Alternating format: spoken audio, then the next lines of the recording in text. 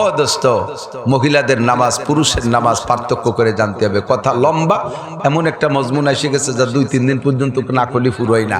তারপরে সংক্ষেপে বলি, শিক্ষিত লোকের নামাজ আর অশিক্ষিত লোকের নামাজ কখনো সমান হয় না। শিক্ষিত লোক সবচাইতে বড় মাইর খাইছেন কোন জায়গা জানেন? কথা কইন না। সবচেয়ে বড় মাইর খাইছেন কোন জায়গা জানেন? যারা কোরআন শরীফ শুদ্ধ করে পড়তে পারেন না, শুদ্ধ করে কোরআন শরীফ পড়তে পারেন না, যেই কিরাতগুলো দিয়ে নামাজ পড়েন ওই কিরাতগুলো শুদ্ধ না। আপনি তো পড়ে যাচ্ছেন জীবন ভরে, মনে করতেছেন শুদ্ধ। একজন হুজুরির কাছে একটু শুনান কট্টক শুদ্ধ আছে। যার কিরাত অশুদ্ধ ওই ব্যক্তি নামাজ পড়লেও পড়তে পারেন, না পড়লেও না পড়তে পারেন, তার নামাজ হচ্ছে না। শীতকালে ওযু বানাইয়া খালি খালি হাত পাও কালাইয়ে কষ্ট হয়ে লাভ নেই। খুদার কসম, নামাজ পড়ার পরও 230 কোটি 40 লক্ষ বছর জাহান্নামে পড়বেন। একেবারে ক্লিয়ার ফতোয়া। কেউ উল্টো দিয়ে আসো আমার কাছে, এখন কয় যে হুজুর ওইভাবে করলি তো কেউ কত মানুষ পড়বে না। অজ পড়লি যদি না হয় তাই হরি কি হবে? তাই তো যাও ঘর তো বাদশাহ দিয়ে চলে যাবেন। যাক আমার কি, চলে যাক আমার কি, আল্লাহর কি? দোরা খাবার তুমি, দুলাই খাবার তুমি। তবে যদি আমি বলে দেই যে মিয়া সাফারেন ভর্তি থাকেন, আমরা হুজুররা তো আসি, একটা ব্যবস্থা করি নিবানি, তাহলে এই দুলাইটা আমার খাতি হবে। আপনারা কিয়ামতে ধরবে, তোর এই কিরাত বল গলত, এদের এই নামাজ পড়ছি তা তো কিছু হই নেই, তা ঠিক করিস না। এটা নাসির হুজুর তো আমার দায়িত্ব নেছে, তো উনি দি কলেজে যা পারিস পড়, আমি দেখবানি। এখন আমার এই যে ভুল যে হয়ে রয়েছে, তো সব দায়িত্ব উনার। উনি যদি টাইট করে কত যে হয় না, তাহলে তো আমি ওই দিন যাই কোরআন শরীফ পড়া শিখি। ঝামেলাটা তো উনি ফেলাইছে। আল্লাহ ধরবে আমারে গুগু মুড়াই দিয়ে টাইট করে, তোরে এই কন্ট্রাক্টারই অতি কইছে কিনা, এই শয়তানে দিকায় এত মানুষের মাঝে আমি একা খাতি পারবো না। কাজে আমার ফতোয়া ক্লিয়ার, যারা অশুদ্ধ কিরাতে নামাজ পড়তেছেন, খোদার কসম দেন কোরআন শরীফ ধরে বলবো, তাদের নামাজ বাতিল, কিচ্ছু হচ্ছে না। তাহলে এখন কি করতে হবে? ছেড়ে দিতে হবে নামাজ? করতে হবে কি? এক্ষুনি আজকে এই মুহূর্তে সিদ্ধান্ত নেন, আগামীকাল সকালবেলা একটা নাদিয়া কায়দা কিনে প্রতিবেশী কোনো মসজিদের, নিজের মসজিদের ইমাম সাহেবের সাথে যোগাযোগ করেন। কত টাকা বিড়ি সিগারেট খাইয়ে, চা খাইয়ে নষ্ট করেন, 500 টাকা বাঁচায় রেখে ইমাম সাহেবরে দেবেন। খালি খালি পড়বেন না, ইমাম সাহেবরে 500 টাকা দিয়ে আপনি মেহনত করেন। 2 মাসের বেশি লাগবে না কোরআন শরীফ পড়া শুদ্ধ করে শিখতে। 2 মাস মেহনত করেন, কোরআন শরীফ শুদ্ধ হবে, বাকি জীবনে নামাজ শুদ্ধ হবে। আজকে এই সিদ্ধান্ত নিয়ে যান। পিছনে যত ভুল নামাজ পড়ছেন, এই নিয়তের কারণে কালকে যে আমি কালকে কায়দা কিনে কোরআন শরীফ পড়া শিখবো, এই নিয়তটা জায়গা তৈরি করেন। আপনি যদি রাত্রেও মরে যান, তাহলে পিছনের সমস্ত ভুল নামাজকে আল্লাহ শুদ্ধ করে দেবে। এই একটা পথ খোলা আছে, বিকল্প কোনো পথ আমার কাছে নাই। বিকল্প পথ কিচ্ছুই নেই। ও জায়গা ডাইরেক্ট ফতোয়া, অশুদ্ধ কিরাতে যারা নামাজ পড়েন কিচ্ছু হয় না। এদিক টাকান বেশি শুদ্ধ করতে করতে ইদানিং আমার মৌলবীরাও কি এড়ে ফেলতেছে আমি বুঝতেছি না। আল্লাহু আকবার, আল্লাহু আকবার, এক কোন তাকবীর আমি তো জানি না। ওরে যদি হরফে হেজা আলিফ বে পড়তে বলি, বলেন এবার অক্ষরগুলো, আইন, গইন, ফা, তারপরে কফ, এরপরে কি কাফ না খাফ? তা আখ কলি দি খাফ হয়ে গেল। কাফরে কাফ পড়েন, আবার ইকামতে জিয়ার সময় আল্লাহু আকবার, আল্লাহু আকবার। ও কি অত ভালো অর্থ হয়েছে কিনা?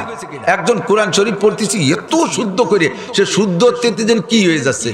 সে সুলতান হুজুর কাছে, মিয়া কোরআন শরীফ শুদ্ধ, তাই বলে কি অত শুদ্ধ নাকি? কোরআন শরীফ শুদ্ধ, তাই বলে কি এত শুদ্ধ নাকি? তুই কিরম শুদ্ধ হইস? সে কাফ করতে যে খা করে ফেলাই দেয়। আল্লাহু আকবার বলেন, আকবার, আখ কবেন না। আপনি কাফরে একটু ভাষা ভাষা কইতে হয়, তাই বলে ক্ষয় করে ফেললে তো আলাদা অক্ষর হয়ে গেল, সেটা আপনার গলত হয়ে যাবে।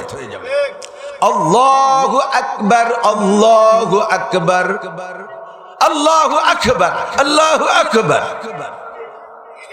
গায়ে জুতো মারে। কিরাত পড়ে ইমাম সাহেব, এ জায়গায় একটু, ও জায়গায় একটু, এনতে একটু, এনতে একটু পড়তেছে। فأما من طغى وآثر الحياة الدنيا ফাইনাল জাহিমা হিয়াল মাওয়া। আপনারা পাবলিকই বুঝতেছেন না, উলামায়ে কিরাম একটু খেয়াল করতে বলছি, তবে আপনারা নড়ে চড়েন না। ফাআম্মা মান তাগা ওয়া আসারাল আখিরাতা ফাইনাল জাহিমা হিয়াল মাওয়া। কি তরজমা? যারা দুনিয়াকে প্রাধান্য দিয়েছে, অন্যায় করেছে, বেয়াদবি করেছে, কি বলা হয়, বেঈমানি করেছে, জুলুম অত্যাচার করেছে, আর দুনিয়াকে প্রাধান্য দিয়েছে, এই কথার রেজাল্ট হলো ফাইনাল জাহিমা হিয়াল মাওয়া। আমি আগে একদিন নামাজে ইমাম সাহেব শুনি, আগের টুক পড়ে নাই, ফাআম্মা মান তাগা ওয়া আসারাল আখিরা ওয়া আসারাল হায়াতাদ দুনিয়া, এই টুক না পড়ে উনি বলছেন ফাইনাল জাহিমা হিয়াল মাওয়া। ফাইনাল জাহিমা হিয়াল, এতে শুরু করছে। আমি বললাম ফাইনাল জাহিমা যে হিয়াল মাওয়া, তাদের ঠিকানা হবে জাহান্নাম। কি জন্য হবে? সেই জন্যটুক তো আগের আয়াতে শুরু দে, সেটুক বললি না কেন? আল্লি হাফেজ তরজমা। আরে আল্লি হাফেজ না, মাওলানারাও টের পায় না, এরকম এক জায়গাতে ভর্তি তালে তাই। রুকুর শেষ আয়াত পরের পৃষ্ঠায়, এই আয়াতটা যদি না পড়ে তাহলে রুকুর আলোচনা কমপ্লিট হয় না। পৃষ্ঠা শেষ, রুকুতি চলে গেছে। ওই রুকু কোরআন শরীফে রুকু তো একটা আয়াত রয়ে গেছে পরের পৃষ্ঠায়, সেইটুক পড়ে নাই, মনের মধ্যে খালি খসখস করতে তালে থাকে।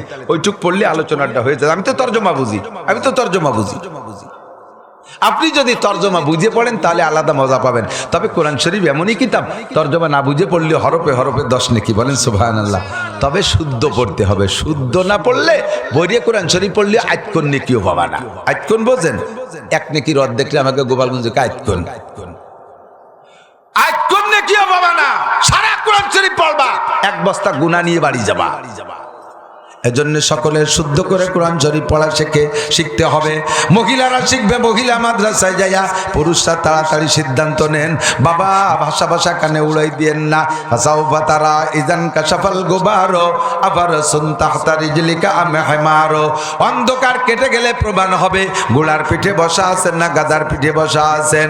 দুনিয়াকে এমন প্রাধান্য দিয়েছেন, ইরির খেত ভালো বোঝেন, আরে পেঁয়াজের খেত ভালো বোঝেন, আখের চাষ ভালো বোঝেন, টমেটোর চাষ ভালো বোঝেন, তরি তরকারি চাষ বোঝেন, লিচুর চাষ ভালো বোঝেন, আমের চাষ ভালো বোঝেন, সবগুলো বোঝেন। যেটা না বোঝেন কৃষি অফিসারের সাথে যাইয়া আলাপ করে শিখে নেন।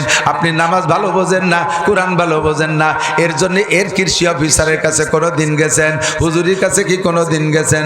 এই ব্যাপারে আল্লাহর কাছে আপনাকে জবাবদেহি করা লাগবে। কতক্ষণ লাগবে কি লাগবে না? এই জন্য আমাকে ভালো করে শিখতে হবে, আমল করতে হবে। রাজি আছেন ইনশাআল্লাহ? আল্লাহ কবুল করুক, বলেন আমিন। আমার জীবনে যাহা কিছু করি না করি, একটা জিনিস মনে রাখতে হবে, জীবদ্দশায় যতদিন চাকরি করি বেতন পাই, দুয়ে মুছে খাই। চাকরি যখন শেষ হয়ে যায়, রিটায়ার্ড হয়ে যায়, তখন সরকার 20-30 লাখ টাকা দিয়ে পাঠায় দেয়, যাও এই টাকার একটু কাজে লাগাইয়ে মরাকাল পর্যন্ত দুয়ে মুছে খাও।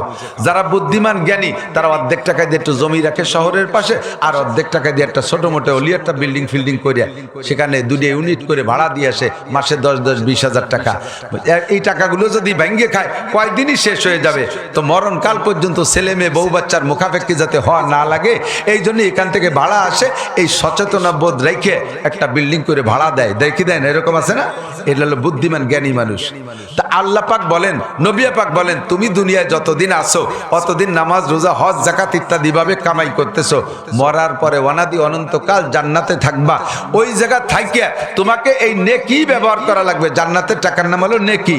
এখন যা কামাই করে গেছো তাতে কটুক হবে না হবে, তুমি একটা আয়ের পথ খুলে রেখে যাও, একটা আয়ের পথ, একটা বিল্ডিং বানায় রেখে যাও, ওইতে ভাড়া আসতে থাও। এর নাম হলো ইজা মাতাল ইনসান ইনকাতা আনহু আমালুহু। মানুষ মারা গেলে সব আমলের দরজা বন্ধ হয়ে যায়, ইল্লা মিন সালাসা। হুজুর বলেন 3টে ট্রাস্ট খোলা থাকে, 3টে আয়ের সোর্স খোলা থাকে। 1 নম্বরে সাদকায়ে জারিয়া, 2 নম্বরে ইলমে শরিয়াত যদি শিখে রেখে যাও, ছাত্রদেরকে আলেম বানায় যাও, 3 নম্বরে নেক সন্তান রেখে যাবা, তারা তোমার জন্য দোয়া পাঠাবে। তো এই 3টের ভিতরে প্রথমটা হুজুর বলছেন সাদকায়ে জারিয়া। আমার একটা আয়ের উৎস খুলে রেখে যাওয়া দরকার, একটা আয়ের উৎস খুলে রেখে যা দরকার। যা ইনকাম করছি এতে কতদিন চলতে পারবো জানি না, আমি মরার পরেও যাতে আমার একটা আয় আসতে থাকে, আমার একটা লাইন দিয়ে টাকা আসতে থাকে, এমন একটা দরজা খুলে রাখা উচিত। কথা বলেন ঠিক কিনা? কষ্ট হচ্ছে আপনাদের? এখানে ঈশার জামাত হবে, জামাতের সাথে একটু বসেন মাত্র 2-1 মিনিটের ভিতরে। এর জন্য সাদকায়ে জারিয়ার নিয়তে কোরআনের পাখিরা খাবে, পুরা কোরআনের পাখিরা খাবে এদের।